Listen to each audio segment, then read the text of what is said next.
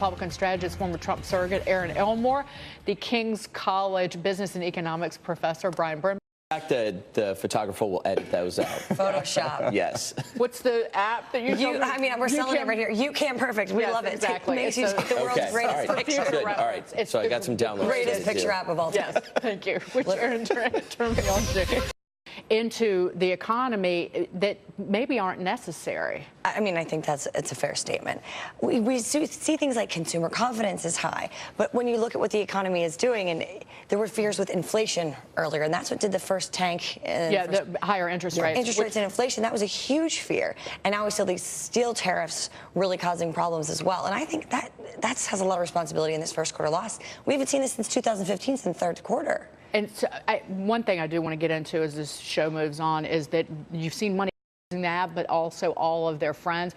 They pull back on that practice. But again, they've done nothing to protect the users and everything to build the business, grow the number of users, and harvest more and more information from individuals just so they could sell it. Well, Bosworth said it best. It's all about, connecting the people. And what he says, oh, I don't believe the statements that I made. At the end of the day, you made these statements. You have to stand behind them and own your words. And what you realize is the balancing test. They said murder, suicide, terrorist attack. They said, well, that's at the bottom of the list. The top of the list, as long as we have these users and we have their data. And that's very scary and very sad. And people are realizing it now. They don't want to be held accountable. They don't want to be held accountable. But you know what? Taking that on, I think, is good. That it's a problem that's long overdue. And you're right, it's a back and forth. We've had some good news, and then we have, followed by bad news. But generally speaking, the markets are strong, the interest rates are low, inflation is low, and our market's going to recover by year end. So you touched on China. Right. We touched on these markets and the volatility. Right. What happens? What are the dangers if these trade discussions fail? Well, I mean, long. And by the way. Before the Supreme Court, though, April 17th, they're hearing oral arguments on whether or not they have to tax the states. Thank you. There you go. Joel, good to see you. Good Joel to see you. Schulman. Thank you.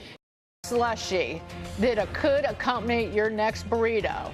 All of that and so much more coming up this morning. Republican strategist, former Trump surrogate Erin Elmore, the King's College. I got to be honest with you. I'm an attorney. I've never read one of those terms of use agreements when I've opted into these platforms. And I don't know anybody that has. Good morning, Bud. Erin Elmore here. And I'm an attorney, and I agree with you. I haven't read it either. You talk about the concern for the general public. We're talking about Facebook here, so everyone's shutting down their Facebook, checking their privacy settings. What about the simple fact that Facebook owns Instagram? Is this going on there too? Do people have to be worried over on Instagram? Is there going to be carryover here? That has to be a huge concern that people aren't really talking about.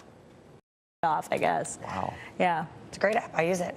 But your personal information, your personal information is out there. Right. Like, do they get your weight? What do they want to know? That's scary. Don't tell them. What you ate how for many dinner. of those workouts you've been cheating on, and how many times you didn't run.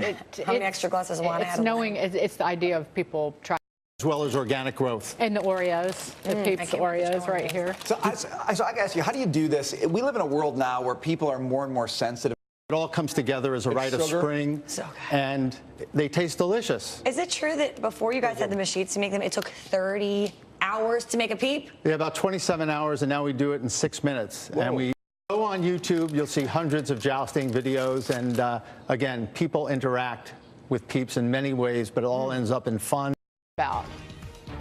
Here to break it all down, Republican strategist, former Trump surrogate Erin Elmore, the King's College business and economics professor Brian Brimberg, Benchmark managing partner Kevin Kelly.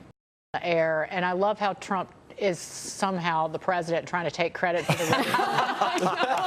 right again. If he used to brag about the Apprentice ratings. Erin was on the Apprentice, 18 million. and then he went to bragging about the stock market.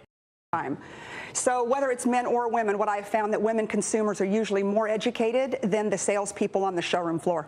Oh, that's really interesting. So they say that 90% of the women that go into auto sales leave the industry within the first year because it's difficult for working mothers, the evenings, weekends, holidays, and things like that. Got to work Saturday if you sell cars. Saturdays, nights, holidays, the whole bit, So you've been in this industry for over 25 years. What do you say to women that are in difficult industries dominated by men? How do they stick with it? What is it about perseverance? I've always thought that I could sell some doggone cars. I think you could sell some cars too. I could